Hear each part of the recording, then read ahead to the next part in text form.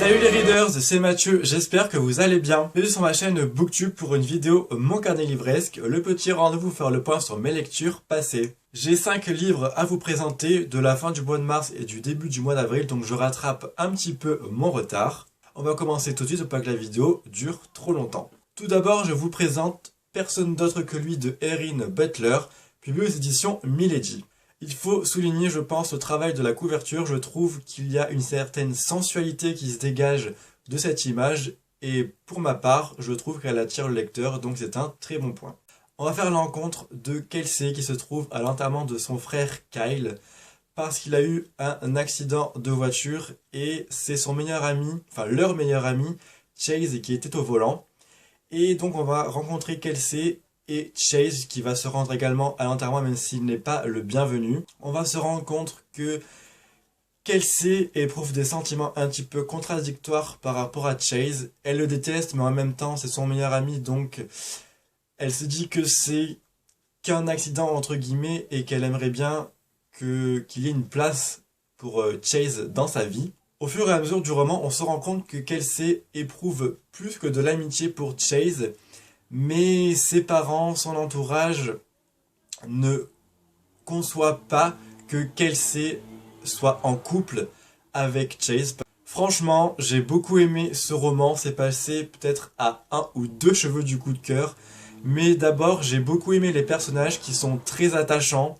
Franchement, je les ai adorés, j'ai adoré comment l'auteur les met en scène, j'ai adoré leur introspection, j'ai adoré leur caractère, leur manière de penser, leur intelligence, leur façon de se remettre en question, et pour ça je trouve que l'auteur a dégagé beaucoup de sentiments dans son roman. Ensuite, la plume m'a aussi beaucoup plu, une plume qui m'a beaucoup touché, qui peut paraître simple mais qui est franchement très percutante par rapport au ressenti du lecteur. J'ai trouvé que l'auteur allait à l'essentiel dans son récit. Alors bien sûr après on peut se dire qu'il manque une certaine profondeur pour certains passages. J'aurais aimé apprendre davantage de choses sur donc le frère décédé, donc Kyle, sur des moments de leur vie passée à trois. Voilà, j'aurais aimé qu'il y ait des souvenirs de leur vie passée. Ça aurait ajouté, je pense, un petit plus au roman. En tout cas, j'ai vraiment adoré cette fusion des personnages, cette étincelle qu'il y a entre eux, mais aussi cette interdiction par rapport à leur famille et par rapport à ces on-dit que les autres pourraient éprouver. Donc franchement, si vous avez l'occasion de lire ce bouquin, je vous le recommande fortement. Vous avez ma chronique dans la description de la vidéo pour tous les livres d'ailleurs. Bon, franchement, celui-là, il vaut le coup. Ensuite, j'ai lu un roman de la collection R. Il s'agit de Immaculée de Caitlin Detweiler, donc publié aux éditions Robert Laffont dans la collection R. Une couverture qui est aussi magnifique et une accroche qui m'avait tapé dans l'œil. Mina a 17 ans, elle est vierge et est enceinte. On se dit, what the fuck, comment fait-elle pour tomber enceinte alors qu'elle est vierge? Franchement, j'ai adoré cette histoire, c'est passé aussi à un cheveu du coup de cœur. Je peux vous dire que j'ai ressenti beaucoup de choses à travers le personnage de Mina. Donc en fait, on va la rencontrer lorsqu'elle travaille, parce qu'en fait, elle est en études et aussi elle travaille le soir pour se faire de l'argent. Elle va faire la rencontre d'une femme assez vieille, assez bizarre, qui s'appelle Iris, et qui va lui demander si elle est d'accord pour, en gros, porter un enfant, quoi. Mais comme Mina a 17 ans, elle se dit, pour faire plaisir, qu'elle va lui dire oui, et c'est le déclenchement de toute l'histoire. Très vite, on se rend compte que Mina, dans les 50 premières pages, a des symptômes de femme enceinte. Voilà, elle a des nausées, elle a mal aux articulations, donc c'est un petit peu... Elle a mal au sein aussi, bien sûr. Et donc, tous ces symptômes vont l'amener à faire des tests de grossesse avec ses 2 meilleurs amis.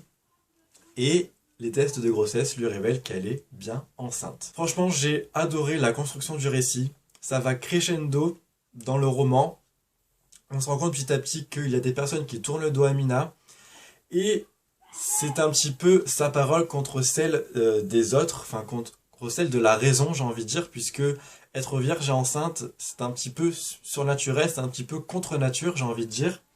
Donc du coup, Mina va avoir des personnes avec elle, des personnes contre elle, et elle va se rendre compte que pour arriver à convaincre les gens, c'est assez difficile. Petit à petit, dans le roman, on va se rendre compte que l'histoire prend de l'ampleur, et une ampleur vraiment phénoménale. On a tous les dérives que peuvent entraîner une histoire comme celle de Mina, la dérive des réseaux sociaux, la dérive des médias, la dérive nationale que peut avoir cette histoire. Et je trouve que l'auteur a très bien réussi à cadrer son roman avec ces dérives. On voit petit à petit que ça prend de l'ampleur, que Mina se sent bousculée dans son quotidien, et j'ai beaucoup apprécié ça. Mina est une jeune fille vraiment très attachante, moi vraiment elle m'a beaucoup plu. On se rend compte qu'elle réfléchit beaucoup, elle est très intelligente, elle essaye de cacher tant bien que mal sa grossesse, mais au fur et à mesure, son ventre s'arrondit, donc elle ne peut pas vraiment faire comme si elle n'était pas enceinte. Et même au sein de sa famille, son cas divise, sa mère et sa sœur, enfin sa petite sœur, sont avec elle alors que son père, il pense qu'elle ment, il pense que elle a couché avec son petit ami de l'époque qui lui a tourné le dos complètement parce qu'il croit qu'elle l'a trompé. Donc voilà, j'ai beaucoup aimé aussi l'interaction entre les personnages. Les scènes avec le père de Mina m'ont mis les larmes aux yeux tellement c'était vraiment touchant. Voilà, il y a une très grande révolution dans les personnages et je trouve que l'auteur a très bien suggéré l'impact que peut avoir une telle histoire dans son roman. Donc voilà, je ne peux que vous recommander cette histoire. Pour moi, ça m'a beaucoup plu, ça m'a beaucoup ému.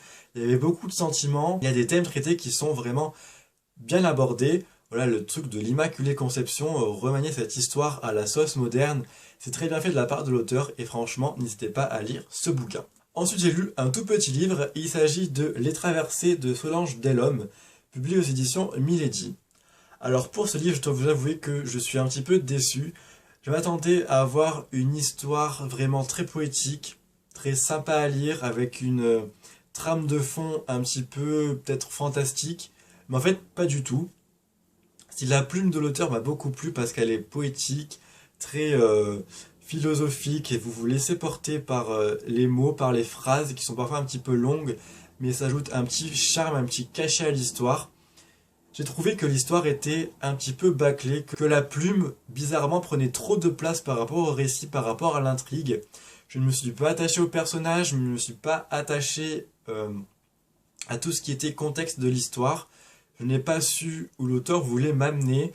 J'ai trouvé l'histoire un petit peu creuse, un petit peu plate. Voilà, c'est vraiment dommage parce que l'histoire, je pense, avait un certain potentiel, mais l'auteur n'a pas réussi, pour moi, à la mettre assez en avant. Donc voilà, un avis négatif pour ce roman.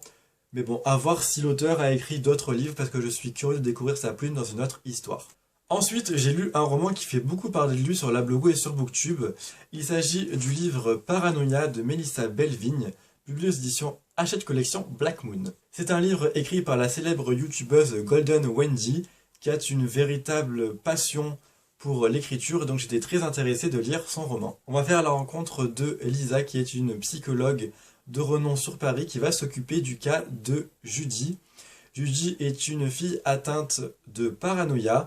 Voilà, on la décrit comme une fille qui voit un homme qui l'accompagnerait en fait dans sa vie. Et ce qui est préoccupant, c'est que Judy, avec sa paranoïa, refuse de s'alimenter alors qu'elle est enceinte. Donc si elle ne s'alimente pas, ça veut dire que son bébé va mourir. Donc Lisa va commencer à questionner Judy sur sa paranoïa, sur sa vie d'avant, comment ça arrive, etc. Et au fur et à mesure, on va avoir des petits flashbacks sur la vie de Judy, comment elle perçoit, elle, cet ami imaginaire qui s'appelle Halloween, qui a toujours été là depuis sa tendre enfance en fait.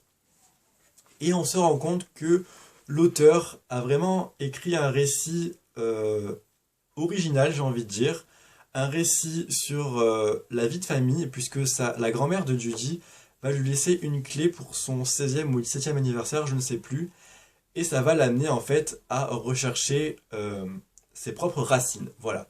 J'en dirai pas plus, mais c'est en tout cas un résumé très accrocheur pour ma part. Je vais commencer par les petits points qui m'ont un petit peu dérangé. J'ai trouvé que l'histoire de Judy était plus mise en avant par rapport à l'histoire de Lisa.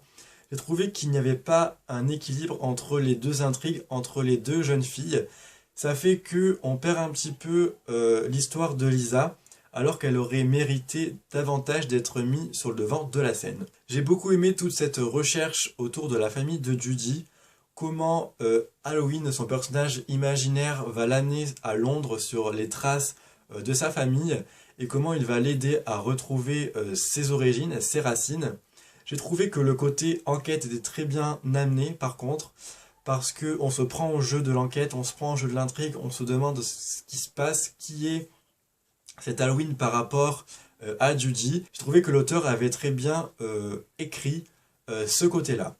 Ensuite, j'ai trouvé que l'écriture de l'auteur était vraiment sympathique. C'est une écriture simple qui vous permet de bien imaginer les scènes. Il y a beaucoup de descriptions de l'entourage de Judy et de Lisa, des descriptions physiques, des descriptions aussi des villes et de tout ce qui s'y passe.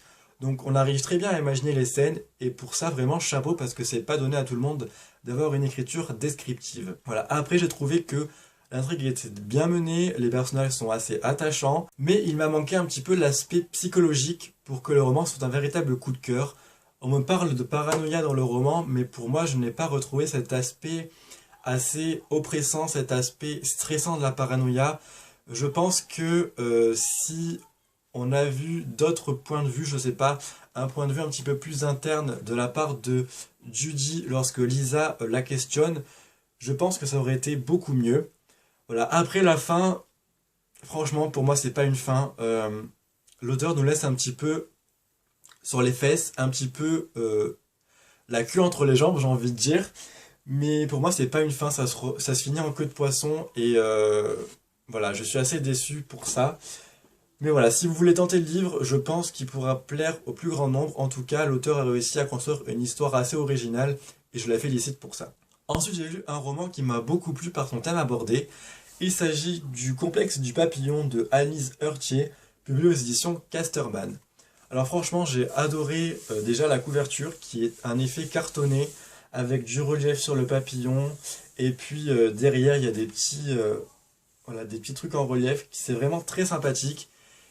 Et voilà, ça donne envie en tout cas de l'acheter. Dans ce roman, on va suivre Mathilde qui a 14 ans, qui est une adolescente assez joyeuse, qui fait du sport, qui a des petites rondeurs, qui aime bien manger, qui aime la vie, qui vit à la campagne avec ses parents qui sont agriculteurs. Donc c'est une jeune fille à laquelle on peut s'attacher directement, on peut s'identifier à elle très vite. Et un beau jour, avec sa meilleure amie, elles vont faire les boutiques parce qu'elles sont invitées à un mariage. Et elles vont vouloir, enfin Mathilde va vouloir essayer une robe et patatras, elle ne rentre pas dedans. Du moins la fermeture éclair ne se ferme pas. Et donc ça va être un petit peu la descente aux enfers pour Mathilde, j'ai envie de dire, puisque l'auteur dans ce roman traite de l'anorexie psychologique. Au début on se dit que Mathilde fait simplement un petit régime. Voilà, elle se restreint sur certains trucs, elle fait attention aux quantités, elle fait attention au gras, elle mange voilà, plus équilibré et elle commence à perdre du poids même si elle ne le voit pas. Mais ce qui est très intéressant, c'est que l'auteur va beaucoup plus loin. Voilà, on est aveuglé par le point de vue de Mathilde et en fait on ne voit pas que il y a un certain engrenage qui se fait dans la tête de cette adolescente. Bien sûr, nous on le sait puisque on voit qu'elle fait beaucoup plus attention qu'au début, elle se restreint beaucoup plus, elle rentre dans des habits dans lesquels elle nage maintenant, alors qu'avant elle les boudinait beaucoup. Franchement, j'ai adoré ce roman puisque il est à mettre entre toutes les mains, entre tous les garçons, entre toutes les jeunes filles. Un simple régime, on peut basculer dans l'anorexie et voilà, franchement c'est très bien décrit. On se prend de l'affection pour Mathilde, on se demande jusqu'où elle va aller pour pouvoir réussir à rentrer dans cette robe qu'elle n'a pas achetée au final. J'ai trouvé l'écriture de Alice Heurtier très percutante, très poignante. Voilà, on ressort de ce roman vraiment chamboulé puisque la fin, c'est assez dur, j'ai envie de dire. Voilà, l'auteur n'y va pas par quatre chemins, elle sait de quoi elle parle, je pense. Et mettre en avant cette maladie dans un roman, c'est vraiment difficile et je pense qu'elle l'a fait d'une très belle manière. Donc voilà, si vous êtes tenté par un roman qui traite d'un sujet d'actualité, je pense, même s'il est assez tabou, je vous le conseille. En plus, il fait à peine 12,90 €, donc n'hésitez pas, foncez et dites-moi des nouvelles si vous le lisez. Voilà, c'en est fini pour cette vidéo, j'espère qu'elle vous aura plu. Vous pouvez retrouver toutes les chroniques dans la description de la vidéo. Comme d'habitude, je timecode les avis pour que vous puissiez les retrouver plus facilement. J'espère que vous faites de belles lectures. Moi je vous dis à très bientôt pour une prochaine vidéo et puis portez-vous bien. Salut les readers!